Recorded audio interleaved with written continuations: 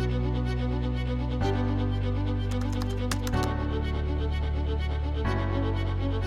the keyboard to the boardroom, this is the Business of Esports podcast. The fastest growing entertainment phenomenon of this generation. I, Prophet of Esports, joined today by my friend and co-host William Collis. Yeah, we got the book of Esports out. It's a big deal. So everyone knows me as the Prophet and William as the Professor.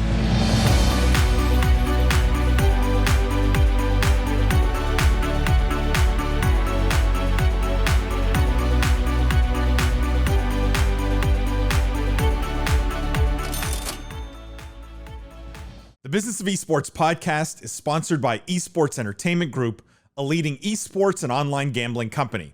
For more information, go check them out at esportsentertainmentgroup.com. From the keyboard to the boardroom, this is the Business of Esports podcast. I am Paul Dewalibi. I'm joined today by my friends and co-hosts, William Collis, Jimmy Barada. For those of you who are new to the podcast, welcome to the official podcast of esports. What we do here is we cover the most pressing gaming and esports topics and news of the week, but we look at all of it through a business and C-suite lens. We dissect, we analyze the business implications of everything happening in this industry. For those of you who are returning to the podcast, thank you guys for showing up every week and listening to the podcast. We really appreciate you. If you're a regular listener, thank you for telling your friends about the podcast. Maybe you left a review on Apple Podcasts or Spotify or somewhere, and we appreciate that. If you haven't, please go do that. By the way, if you haven't already, also go leave a review on William's book, The Book of Esports, on Amazon, because I know many of you have bought it and read it, and go leave a review there. Show William some love. How are you guys doing today? Jimmy, William? Having a great day so far. Happy to be back on the show today. Yeah. I've been watching since our last episode. I've been watching a lot of the speedrunning stuff. So I've had some great late night content after work. I just watched actually the most incredible run, the blindfolded 70-star Mario 64 run. I don't know if anybody saw that, but that's incredible. This guy getting 70 stars in Mario 64 completely blindfolded. The run takes like 2 hours. It's insane. I don't want to know what kind of time played he's got to be able to do that. Literally what I was thinking. I was literally like this, because it's not a question of like hundreds or thousands. I think this is like a tens of thousands of hours question to be able to execute 2 hours from memory. And then at the end, the guy just casually drops like, I'm trying to go 120 star blindfolded. Like that. Like, I was just like, I'm like, the problem is this is like the least transferable skill ever. Like, when is this going to come up in his next job interview? I don't know, but I got to admit, I thought it was pretty cool. It was pretty incredible watching a guy do like TikTok clock, which like wrecked my childhood. Yeah, but once you've watched the one video, then what? Yeah, like how long do you watch for, right? Like when do you kind of lose interest and like, okay, he's still blindfolded. I don't know, light something on fire.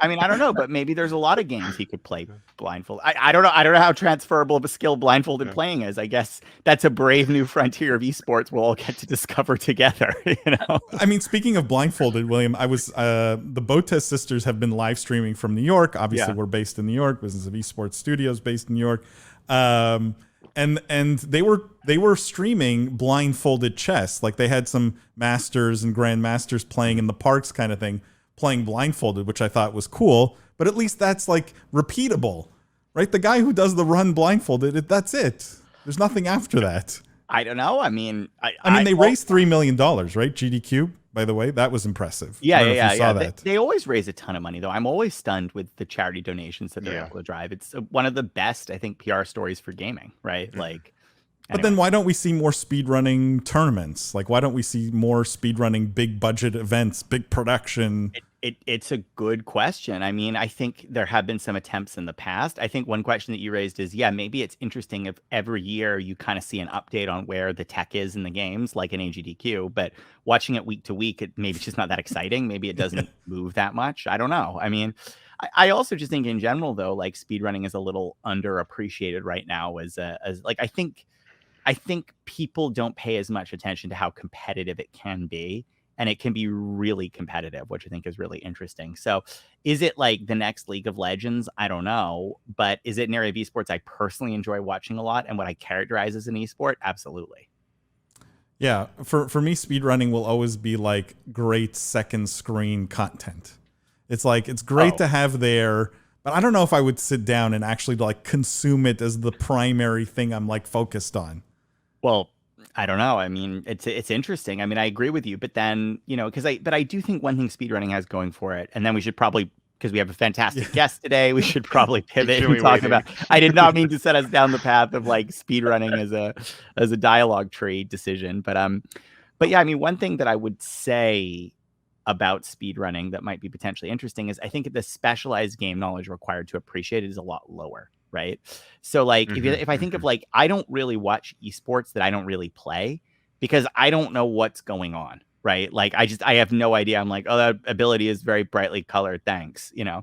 Where at least is speedrunning, either it's because there's more explanation during play, or because it's more intuitive because the stuff that's happening, like you can see more easily how difficult it is, because even if you haven't played that platformer, you've played platformers, you get how hard it is to jump well in a platformer. You know, I don't know what it is, but I think you translate games very well in speedrunning that doesn't apply to more traditionally competitive esports. Anyway, close that off, but fun starter topic. Yeah, William, but your segue and comment was a good one. We do have an amazing guest on the podcast this week. We have none other than AJ Damiano, who's the CEO of Powerspike. AJ, welcome to the Business of Esports podcast. Hey, everybody. Thanks for having me. I have never done speedrunning before in my background, but I would love to try it. A WoW speedrun? Question mark? You know, hey, maybe one day we'll see next GDQ. There you go. AJ, for those of you who maybe don't know you or are listening to the podcast and don't know Powerspike, would love if you could give our listeners a bit of your background, how you got into gaming, why you got into gaming, what you're focused on at Powerspike, a little bit about maybe the future and what you're looking towards with the business. But would love the AJ story. Yeah, totally. Would love to give it to y'all. So yeah, I'm AJ, and my background is I used to be a content creator. I used to be a Twitch streamer with my co-founder, Michael. We built one of the largest World of Warcraft esports tournament channels on Twitch back in 2014. And we ran into this really unique problem, which was one day we got a bill in the mail for these tournaments for $10,000. And we were like, how the hell are we going to pay for this? Because we were broke college students at the time. And we had no idea how to afford to pay for this prize pool. So we had built a great channel. We had built this great community. We ended up looking at a bunch of different avenues on how to monetize it. We looked at getting donations from our community. We looked at running in-stream ads. And we also looked at sponsors. And we found that the previous two options, they worked all right, but they weren't really what we needed. So we're like, hey, why don't we go and attach a sponsor to this event? We sent hundreds of cold emails, reaching out to sponsors, trying to get one involved. And after a bunch of perseverance and effort, we got one to sign onto sponsoring the event, covering the prize pool. While we got it covered, it took us hundreds of hours to negotiate with that brand, do back and forth, manage the day-to-day deliverables of the campaign, redline agreements, pay out invoices. It was just a mess. By the time all was said and done, all these things were distracting us from the one thing that we were great at, which was creating. And eventually in 2015, we unfortunately had to shut it down because we found that we were running an advertising agency and a production studio at the same time. And it was like way too much for a team of like 2 individual creators to manage. So we started Powerspike right after that in 2015 because we never want to see a creator or agency ever have to go through what we went through again. What we've done is we've, at Powerspike, redesigned the experience of sponsoring creators and influencers from the ground up to make it as easy as buying a Google ad. Come to our platform, tell us, hey, we want to reach this target audience in esports. We want to reach like Fortnite players that are male who are 18 to 34. We are a consumer packaged goods brand, so we want you to like drink our beverage on stream and wear our t-shirt or whatever it may be. And this is our budget, click go. We handle everything from the hiring of the creators to the execution to the day-to-day management of it. It really makes it so that for the average brand, you don't have to spend hours in managing creators and running campaigns in their day-to-day. It makes it so that any brand, endemic or non-endemic, can effectively turn on a scalable influencer marketing program overnight and run it in the same way in a stack that's familiar to them. For the creators, it's super easy to use. If you're just a part of the network, you can be getting sponsorship opportunities today. And we've worked with a number of like really big brands from Car Gurus to Verizon Wireless to Fireball Whiskey. So yeah, that's a little bit on us. AJ, I'm curious. You know, the influencer marketplace space to me is so fascinating because you were addressing a real problem, I think, to your point in your story, right? There's so much need for simplicity and less red tape between all the parties involved. Yes. I guess, where does Powerspike differentiate itself from other influencer marketplaces, or maybe differentiate itself against other marketing agencies, period, right? Because I assume those are either direct or indirect competitors. And where do you guys fit in that ecosystem of those other players? Yeah, great question. You know, our differentiation boils down to the fact that we are a vertically integrated platform for executing content versus a workflow for managing it. And what that boils down really is it boils down to speed and resources. So on average, we save our customers who are ad agencies and brands about 150 hours of labor on every campaign, because you don't have to manage like the day to day of like working with a creator, doing the back and forth and running these campaigns. We save them hundreds of thousands of dollars in staffing costs. And the best part is that we can turn around sponsorships about 50 times faster than the industry average. From the time that a customer comes and starts a campaign with us, we could have an influencer hired and ready to go within 48 hours or less of them launching a campaign and getting involved with Powerspike. The difference between us and our competitors is that really what Powerspike is, it's a plug and play solution. It saves you the time, it saves you the energy, it saves you the resources. Whereas for most of the platforms out there today, they require you to manage every step of it. You still have to work with the creators directly. You still have to manage the day to day. You still have to be, focus on like figuring out payouts and, reaching out to different people, working through agents. It's a really convoluted process. And we're really looking to simplify that and make it accessible so that anybody from a marketing director to a CEO could do it at any company. Do the non-endemic brands see more value in a platform like Powerspike then? Is that fair to say? Like, if they don't have as much knowledge of the ecosystem, the industry, the players, that there's that much more value to be had in working with you guys? Or do you see equal pickup from endemic or non-endemic brands? And I actually hate splitting them in those terms, but like, is there a greater need from one type of brand versus another?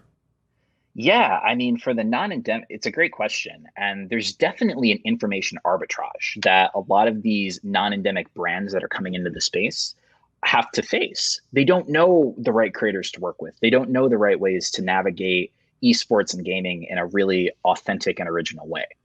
So it's definitely a much easier sell to those types of brands and advertisers that are looking to get in, like, hey, we're going to help you plug into the space just like you plug into Google Ads. Super simple, straightforward, easy to understand. And it makes it more accessible from their buying perspective and their current behavior.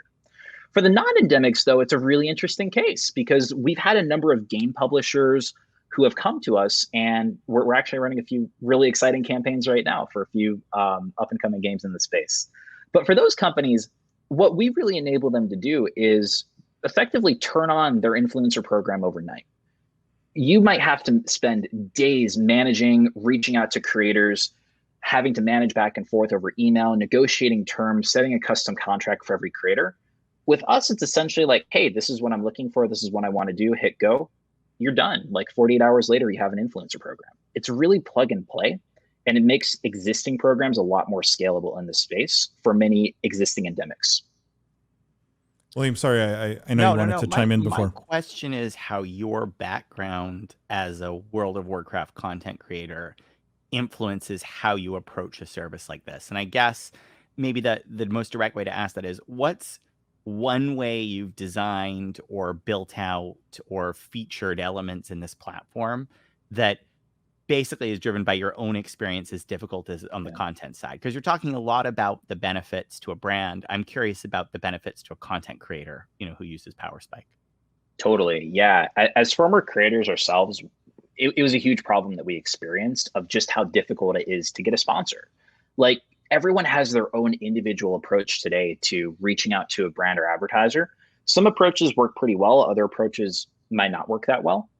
And what we really wanted to do with Powerspike is reinvent from the ground up the influencer experience and the creator experience of getting sponsored on a platform like Twitch. And we've done that by making it as easy as effectively just saying yes or no. The way that it works and really how we built it in for the creator is once you're part of the network, you'll just start receiving offers through our platform and if that you're qualified for. And you effectively just get to say yes or no to the ones that you think are really effective and great for your stream.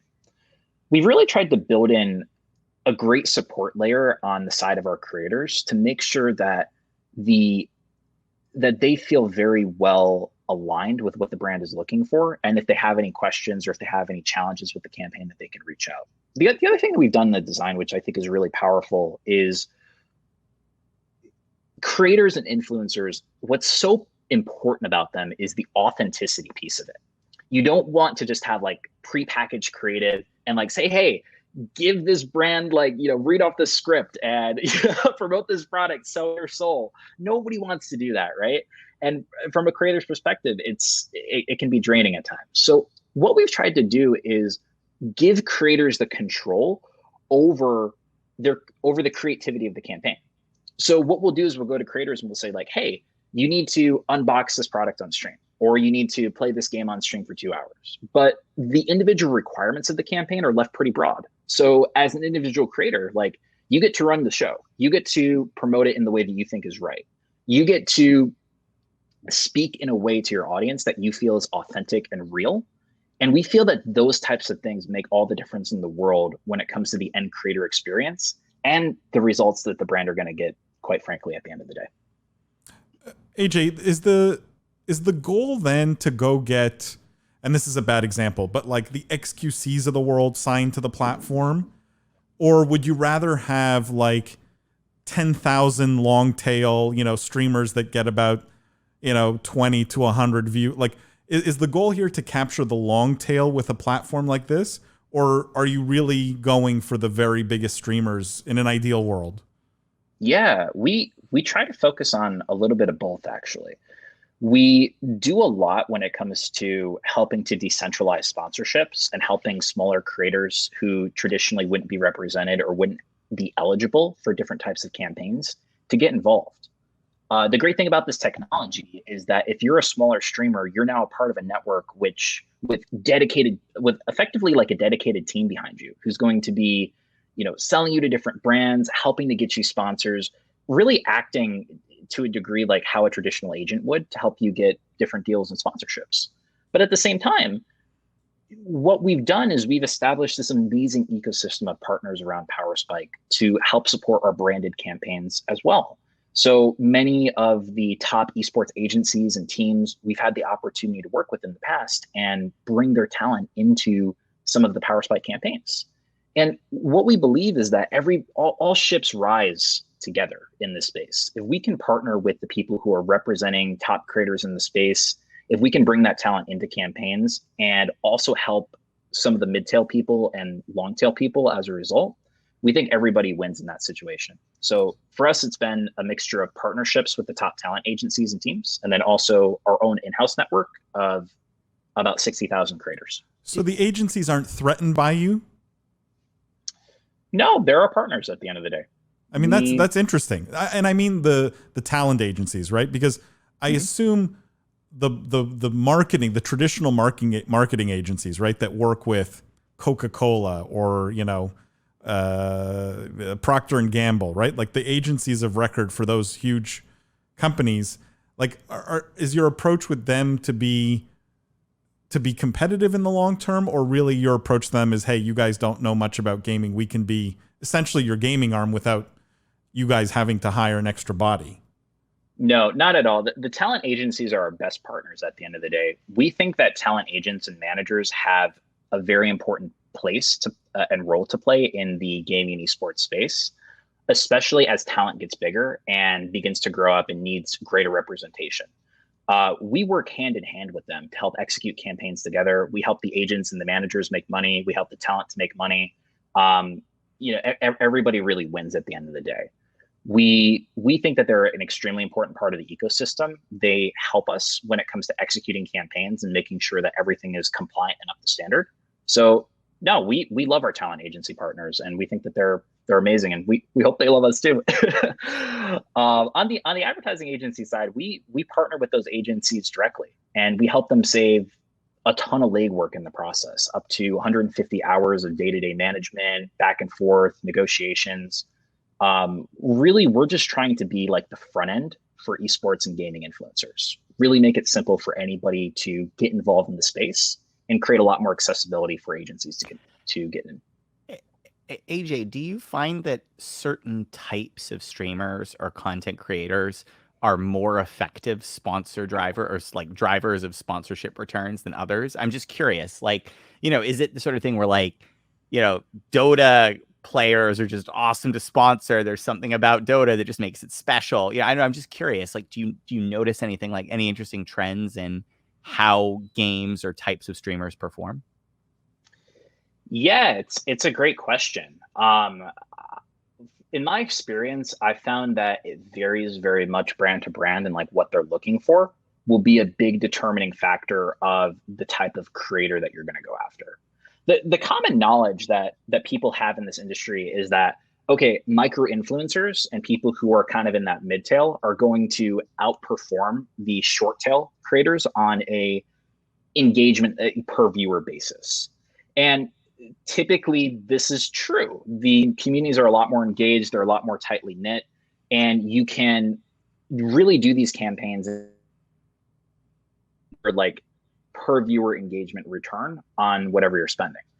The challenge traditionally has just been like, how the hell are you going to execute a campaign with like 50 people at once? It's more cost effective until you factor in all the people that you have to get involved, all the day-to-day management, all of the back and forth that you're doing with the different creators. It quickly, the margins on it quickly become way less efficient than just sponsoring one really big creator like Ninja or Tim the Tatman.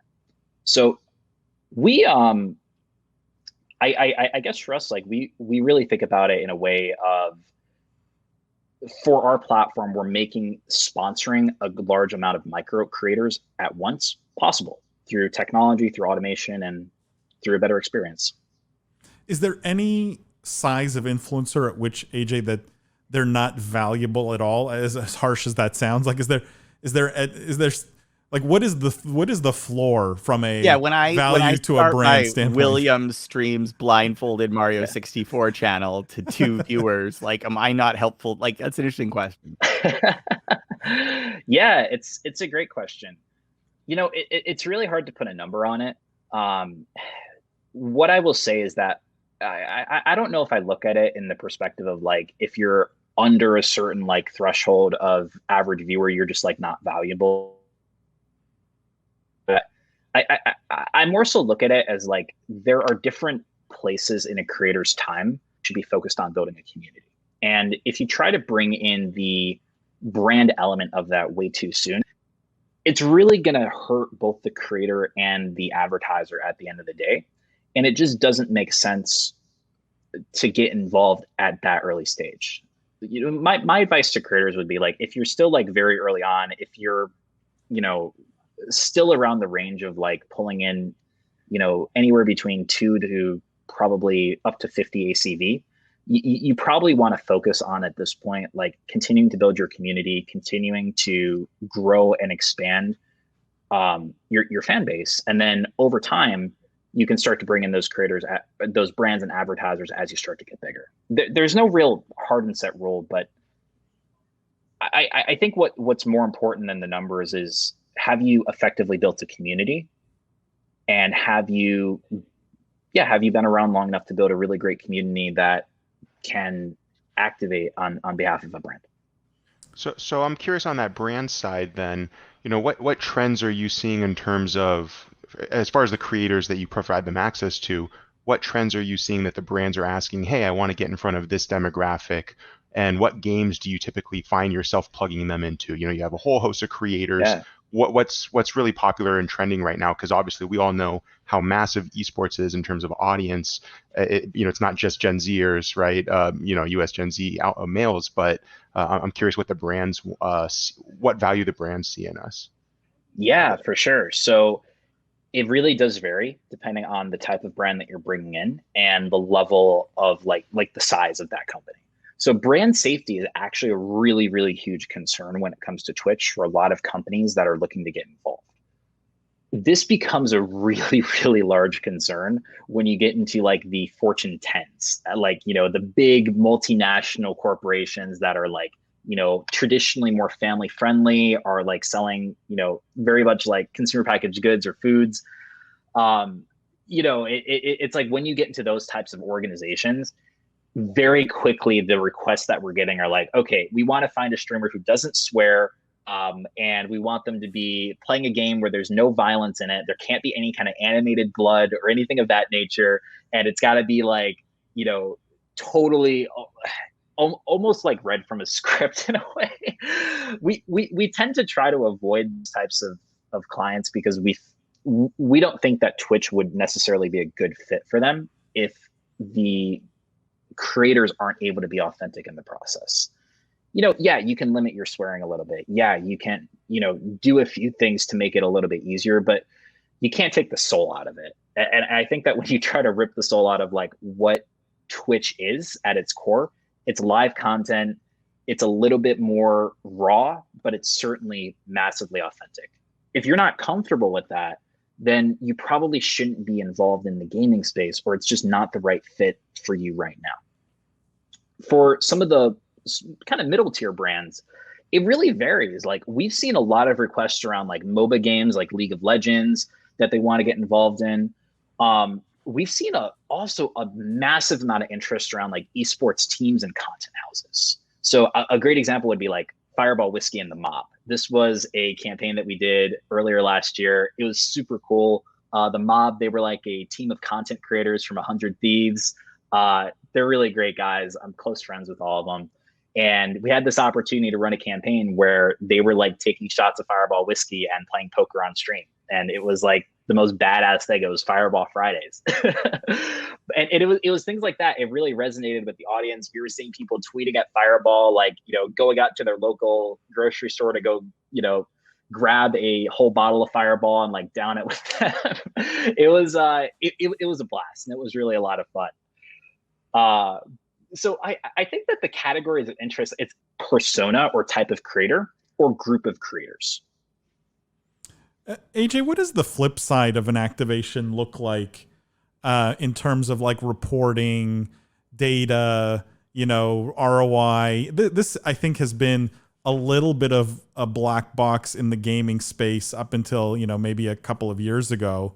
You know, we had Nicole Pike from YouGov on talking about, you know, her contribution to helping, you know, make the data around gaming more transparent and around influencers and around streamers and all that kind of stuff. But is a big part of the solution here the transparency that you offer the brands? Is that part of the sales pitch? Yeah, for sure. I mean, you're totally right. Like esports has been this wild, wild west for a very long time now. And it's been very challenging for brands to get great insights into how well the campaigns are performing, what's happening really in the day-to-day, who's being hired, even like down to who's being hired, like who's actually activating, what does that content look like? What we've done on our end to help contribute to that and improve that is we've developed a suite of tools that helps brands measure in live content the exact moment where the sponsorship is happening. So we have a really cool tool, Powerspike, called Pin Drops, where streamers and creators can effectively just like press one button when they're about to go live or submit a piece of sponsored content. And they can then like go and do the endorsement, and it just automatically captures it right on stream, the clip of it, the views and impressions around it, how many engagements took place, how many people were clicking onto the link at that point in time. We've really tried to make it so that advertisers get a lot of depth into not just the raw metrics like the views, the impressions, the viewer hours, and the clicks into the campaign, but also the information relevant to what was happening at the exact moment when this creator talked about your brand. What was the audience acting like? You know, was the reaction positive? Was it negative? Different tools like that. We've tried to create this really just compelling Google Ads-esque dashboard which makes it easy for anybody to get direct insights into how a campaign is running in their day-to-day and pull it up like, okay, this is working great, this is not working so great, and sort of make adjustments on the fly.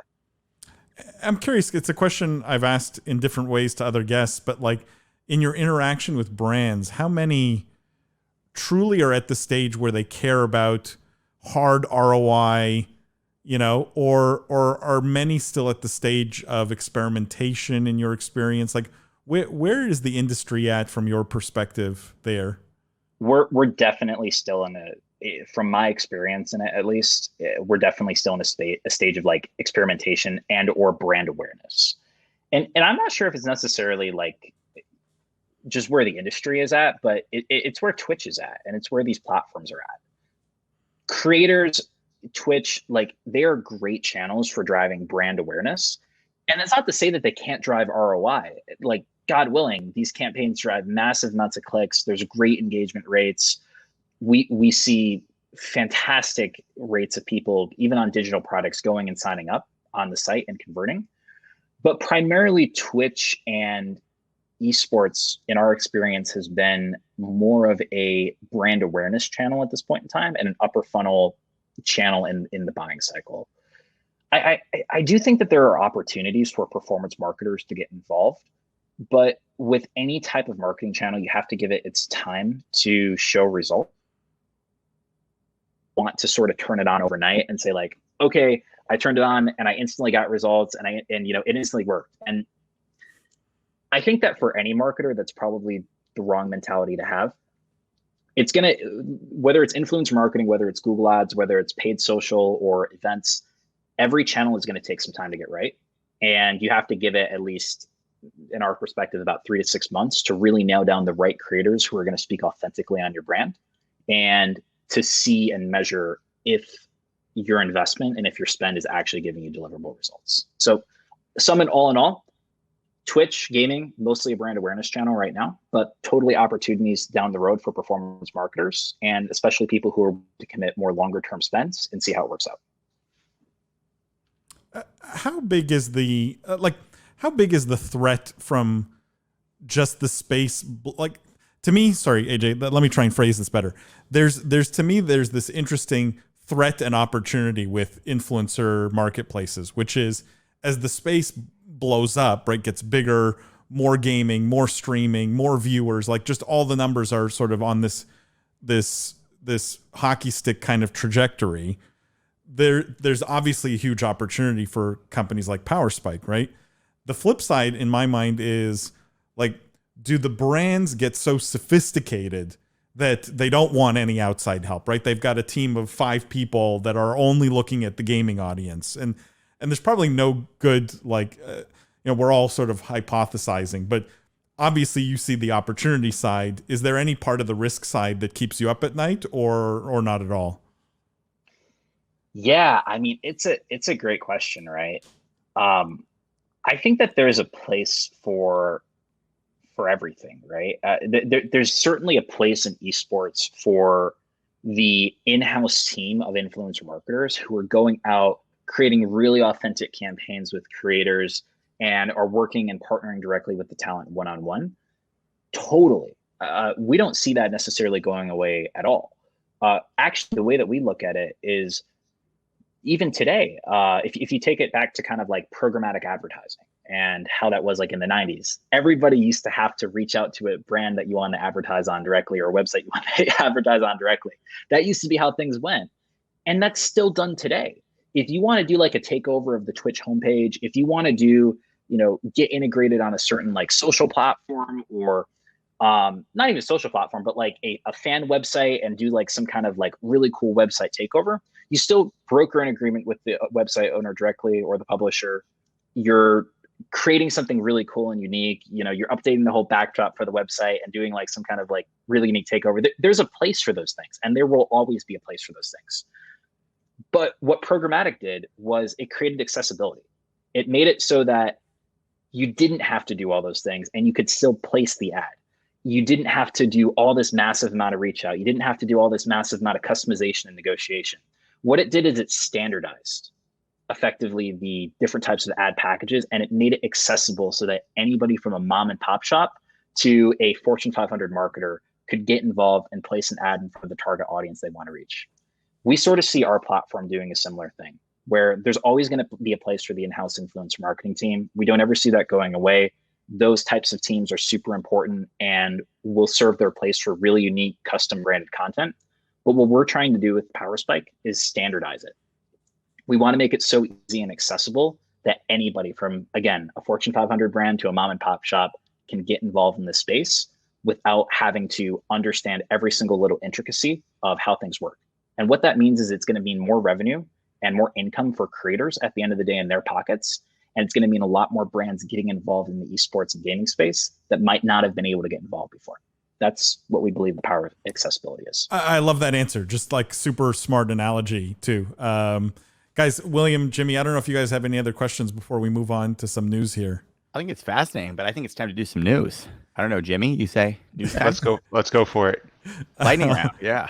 All right, guys, let's talk about some news here. The first one, I think, very much relevant to the conversation we've had so far, and I thought it was kind of a fun one too.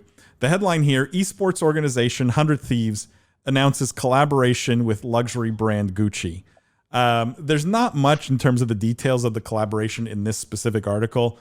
The clothing line launches July 19th. What I did find interesting was the specific wording in this article where they say, in 2018, the sports and entertainment company 100 Thieves, which is interesting in and of itself, not esports.org, was founded by the former Call of Duty pro Matthew Nadeshot Haag, and the company is focused on the luxury side of esports. That was news to me, that they're focused on the luxury side of esports. I don't know if this is a little bit of creative liberty with the author here. But AJ, let's start with you in terms of what do you think of this partnership in particular, but in general, luxury brands getting into esports. Is there a trend there? Like, what are you seeing on the luxury side of things? Yeah, well, this campaign and this sponsorship really goes back, or I guess you could call it brand collaboration. It really goes back to what we were talking before and what we're seeing a lot right now for brands that want to get involved in the space.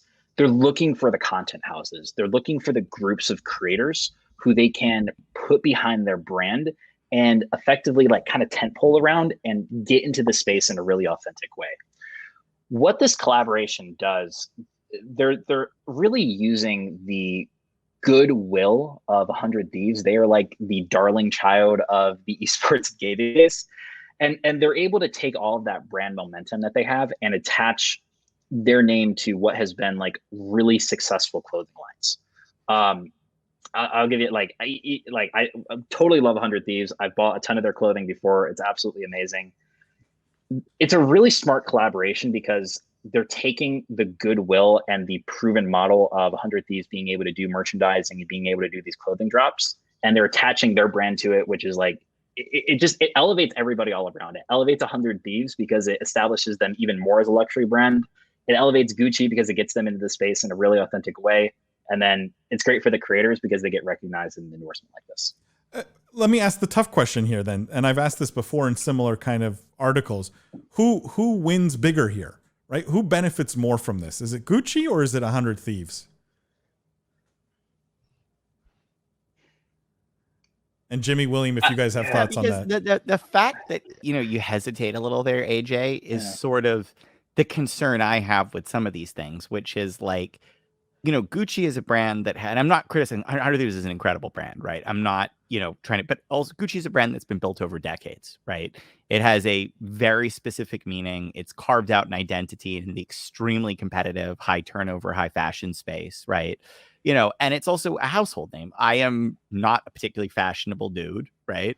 And I know what Gucci is. And more to the point, I even know how to pronounce Gucci, which I think was probably pretty difficult when the brand was first coming. I make that as a joke, but it shows how endemic the brand is. There's a huge rub-on effect to that partnership to 100 Thieves, right? A huge rub-on effect. But 100 Thieves is the one getting paid to do this promotion. I don't think 100 Thieves is paying Gucci for this, right? Which raises a question of, does there need to be, of course not. Yeah. Does there need to be more, two-way streeting here in esports? Because it does seem like there's, as much as you're saying it's win-win, but like it's win-win and one side's getting the check, you know?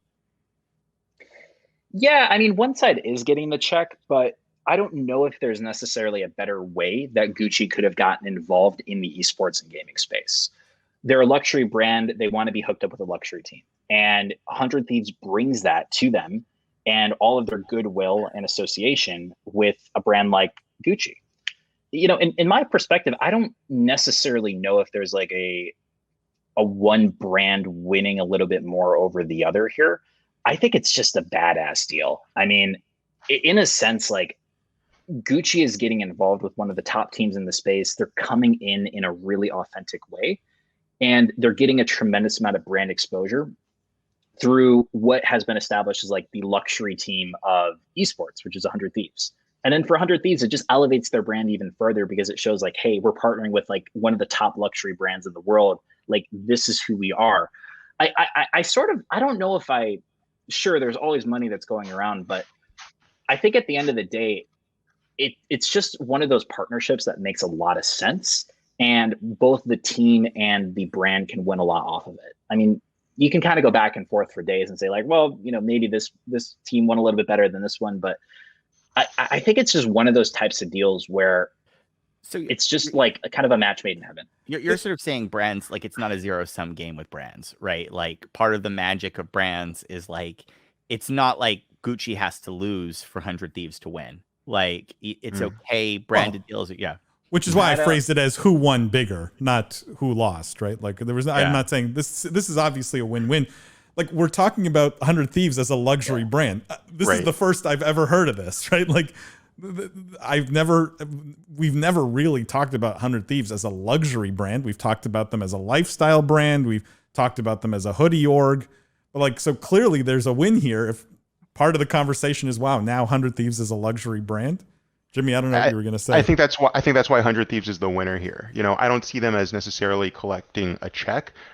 I've been privy to certain deals like this, and typically, right, it's a rev share agreement off of profits only, and it's skewed in favor, in this case, most likely Gucci. I don't know what that distribution would be, but I'm sure it's heavily in their favor. And I think it's very clever on Gucci's part to activate this very, well, I mean, there's nothing but good things to say about this audience that we're all clearly, you know, investing our lives in. They saw Louis Vuitton do it very successfully, right, in League of Legends. And I don't think they're late to the game at all. I think that Gucci is trying to figure out how to reach younger audiences in new, unique ways. And they were able to partner with probably one of the more exciting teams in the space without anything out of pocket, where there's like, yeah, we'll do an exclusive line with you and a limited release drop so that we could say we sold out overnight. And then if it's great, maybe we'll do a second or a third. But I think the clear winner is 100 Thieves because, to William's point, I mean, I've been to the Gucci Museum in Florence, right? Like when 100 Thieves has something like that, get at me. But can I make Cash the bear App case? Compound, right? Cash App Compound, maybe that counts. Let me make the bear case here, just to see, just for the sake of discussion, which is gaming's all about accessibility, right? It's the most accessible sport on the planet, playing video games. It's all about this massive audience that's growing, right? Why partner yourself? And I know the answer to my own question, but I want to throw it out here for the sake of discussion. Like, wouldn't a partnership with, I don't know, what's like a way more mainstream brand? American Eagle. American Eagle, right? Like, why not American Eagle, every man kind of, every person kind of partnership?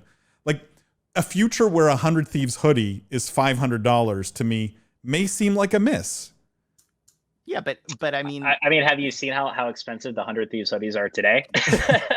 and how limited too. Like I was at a CWL event and there was a line around the building to get these to get their merch drop that day. They try and run themselves exclusive like that, right? That's but is the goal point. then to sell like the same way if you go buy like even a Gucci shirt, t-shirt's going to cost you $400 or $500, right? Is the goal for 100 Thieves then to get to those kinds of price points and that very small client base? Well, but or is this more of a halo effect that they're going for, that like the person who aspires to the $500 hoodie will still buy a $20 100 Thieves t-shirt? But Paul, you said you can answer your own question, and I bet I can answer it for you too. Two things. One is these are not mutually exclusive, right? Like there's no reason why you can't do the Gucci release and the American Eagle release. And in fact, I would argue 100 Thieves business model is contingent upon probably doing both, right?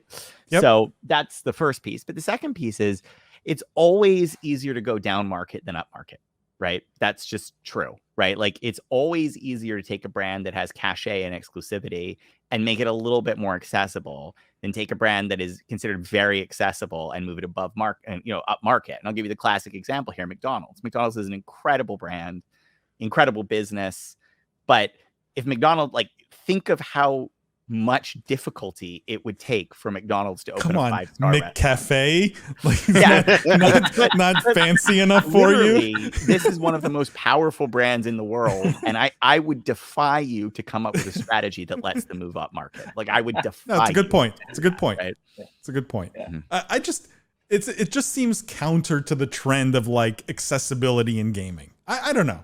Well, like, there's a little bit that feels like the broader elitist here. interesting piece here is that it said luxury. Like, that to me is it's not just they're doing a luxury promotion, it's they're defining themselves now as a luxury brand. And we've clearly seen an evolution in esports from just we're a brand, right? Like that was a big deal in the beginning. Like, we're not a team, we're a brand, right? Yep. To we're a lifestyle, right? Yep. Now luxury. And it's clear that there's a race, I think, to move up market right now.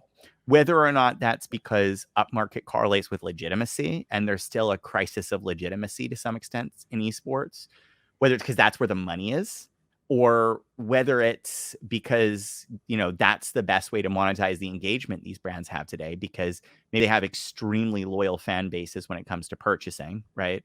But maybe also smaller, which would say, okay, let's do more tightly focused, higher price promotions that capitalize off of the willingness to pay. And I'm not saying 100 Thieves doesn't have bunches of followers. I'm saying the followers that actually monetize, right? AJ, I don't know if you were going to chime in there. Yeah, hop in. Yeah.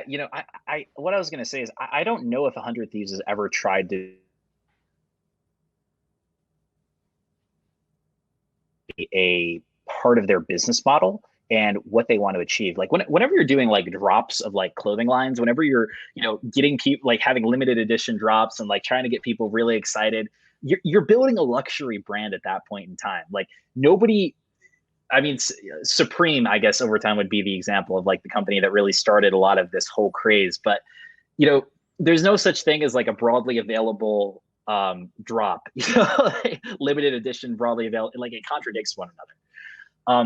In a sense, I think that this is more so 100 Thieves just doubling down on that direction and continuing to push themselves to be that luxury brand of the esports and gaming space.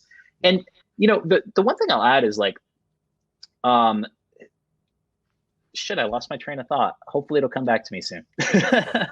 Let me hop in because I kind of was feeling where you were taking that, and I just see this as 100 Thieves doubling down on brand, right? They're still very much in the brand building phase of their organization, of what they're all about. I think this isn't about maximizing revenue on an exclusive drop or even trying to figure out different ways to keep their merch play fresh. This is about 3 to 5 years of how do we make sure that everything we do is perceived as exclusive, sought after, hyped up, so that when we eventually do open the floodgates, we can just go balls to the wall in every single direction. So go for it. Well, what I was going to say there is like there's very few teams in esports that have been able to build a successful monetization model off of merchandising.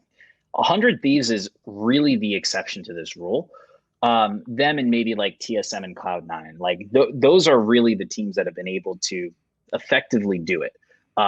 Everyone else, like the majority of their revenue for most of these teams today, even for the more luxury teams, like has been sponsorships and brand integrations. That has been the like 80% lion's share. I think it's like 60 or 80% of like the revenue on a basis has been like sponsorships and advertising. So what 100 Thieves really did is they flipped this model on its head. They built the first luxury brand limited supply good for esports and gaming, and it totally transformed their business model from needing to rely on sponsorships and advertisements all the time to having a very successful merchandising model, which could drive, I would believe, a very good share of their revenue. That not to say they don't do the advertising and the sponsorships, they totally do, but it's still a very powerful line of business that they've established that many other teams haven't been able to necessarily do. Yeah, I think my concerns are just a little more macro in the sense that I think 100 Thieves massively underestimates how difficult it is to build a sustainable luxury brand that will last decades. Like, if you look at even Gucci, right? Until Tom Ford showed up, no one, like, Gucci was a nothing brand. Like, meaning Gucci was in the pits. No one wanted to buy Gucci in those days. And it took a creative genius like Tom Ford to show up and rejuvenate the brand. Like, I think esports teams like 100 Thieves have basically only lived in good times, right? Like, when money is flowing freely, everyone has free money from the government, you know, markets are as strong as ever. And so the idea of, hey, we could sell $500 hoodies forever sounds amazing. And I just think they're going to massively underestimate the difficulty in tougher times around being a luxury brand. It's also a bit weird if you think about it, where there's a conflation of business models going on here, because 100 Thieves is still a team, right? You could argue they're sort of not a team. They're an influencer group now, but they're sort of still a team. And there's a whole weirdness piece there where I don't think we talk about the Boston Red Sox as being an ultra luxury brand, right? And the reason is because it's chosen to identify itself with a region, right? So anyone from Boston will wear Boston Red Sox, whether they're super wealthy, you know, middle class, whatever, because it's a regional, like, there's an interesting thing going on here, which is I don't think we've yet come to a time when this team affiliation is going to be a handbook. But what happens, very seriously, what happens when, you know, you are identifying with a competitive organization and that happens to not be 100 Thieves? Are you still going to wear 100 Thieves merchandise because it's luxury and premium? I think there's a conflict there, that because the number of brands that can go up market today is limited. And to your point, the number of brands in esports that have figured out how to do monetization on apparel is limited. It's not a crowded enough space to see the conflicts there. But I get concerned too, for a different reason. I just think the dimension of being both competitive and influencer will inhibit the ability to be a pure luxury brand in future, is the simple way I'd phrase it. Yeah, I think it's a win for 100 Thieves in the short term, but as with many of these teams, I worry a little bit about the longer term. Guys, let's move on. Let's talk about Tencent here. Tencent in the news. And the headline here from Reuters: Chinese antitrust regulator blocks Tencent's $5.3 billion video games merger. So we had talked about this previously on the podcast. For those of you who maybe didn't listen to that episode, Tencent, which owns the top two largest streaming sites in China, Huya and Douyu, Tencent was planning to merge those two sites into a single streaming site that was going to have about 80% of the market. And now this is being blocked, even though Tencent owns 36.9% of Huya and over a third of Douyu. They are going to be forced to remain separate.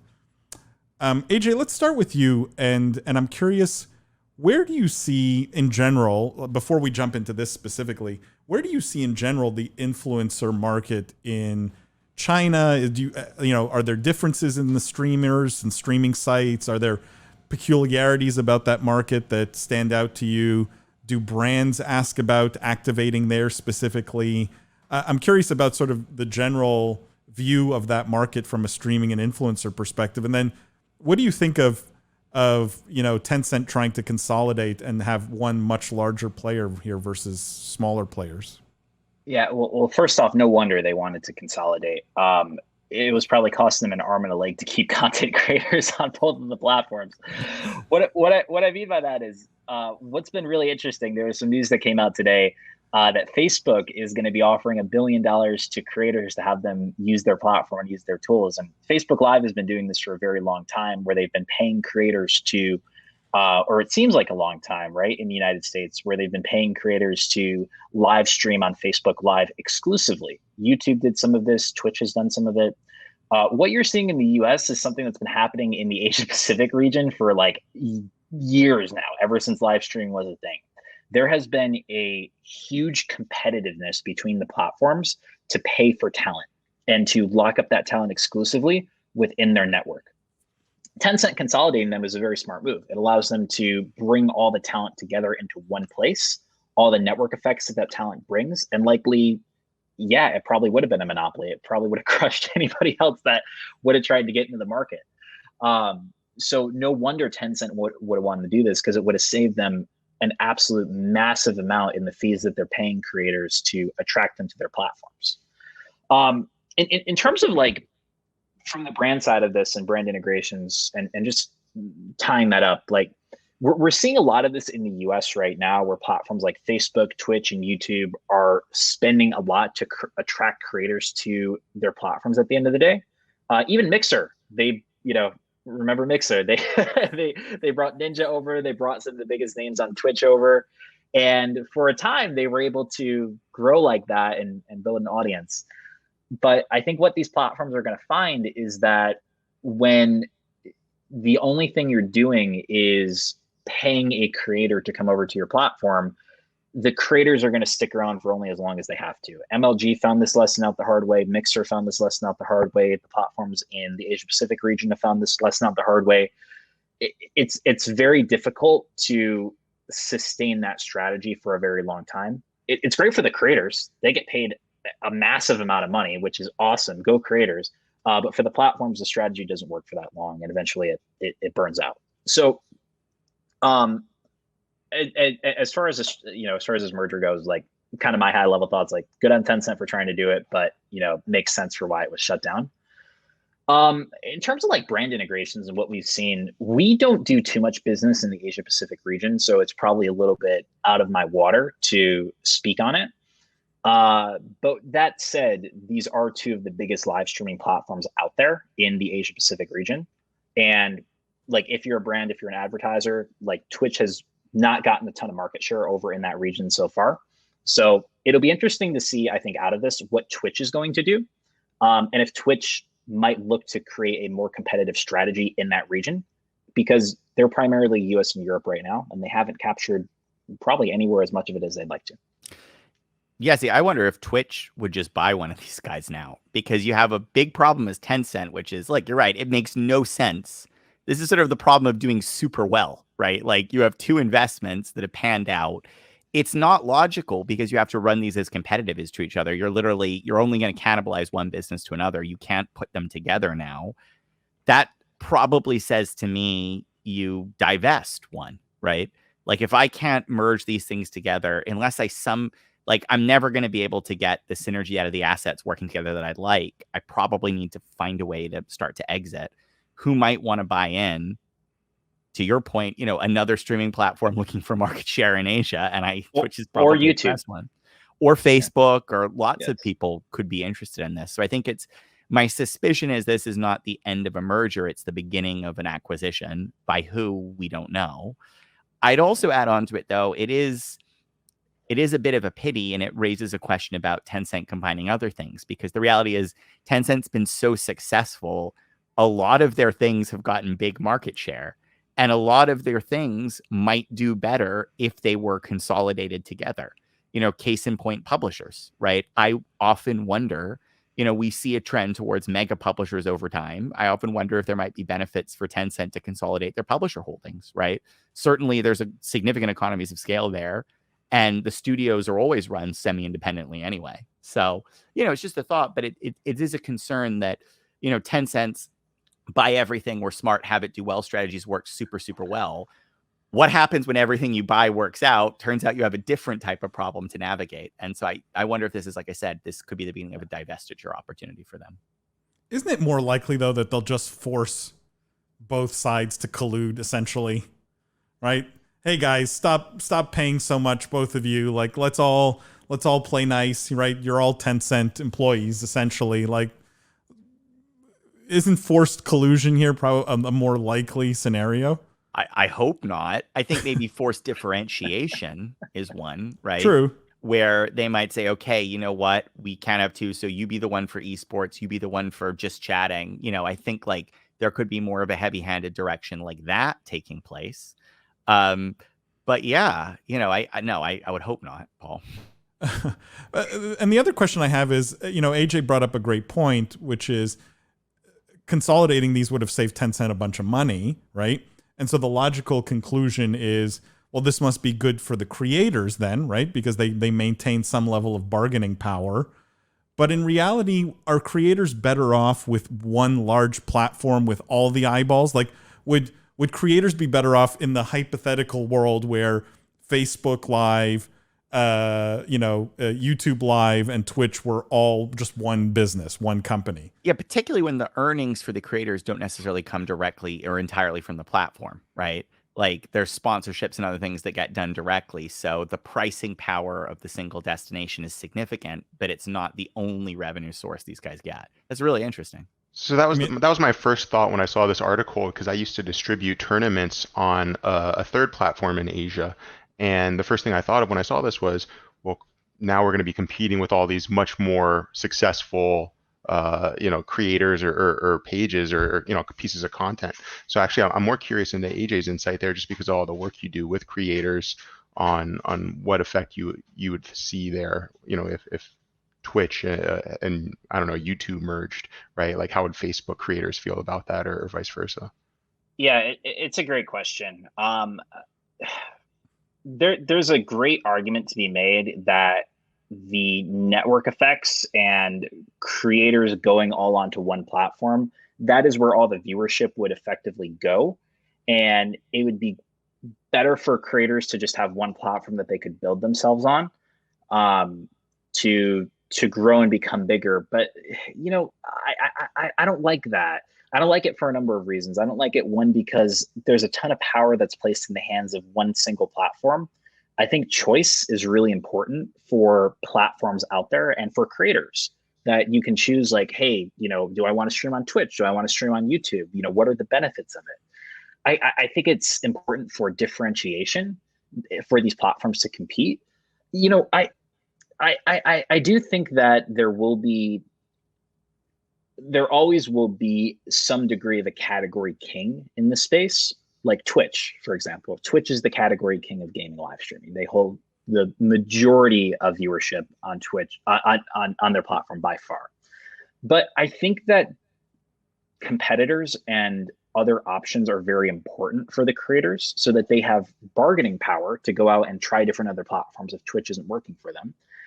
And it also keeps everybody on their toes. It forces everyone to differentiate. Like, if Twitch stopped innovating tomorrow, if they stopped, putting out new things and being better, yes, it would take some time still for YouTube to catch up. But if those platforms kept innovating and Twitch didn't, then Twitch would be on its way out within 5 years.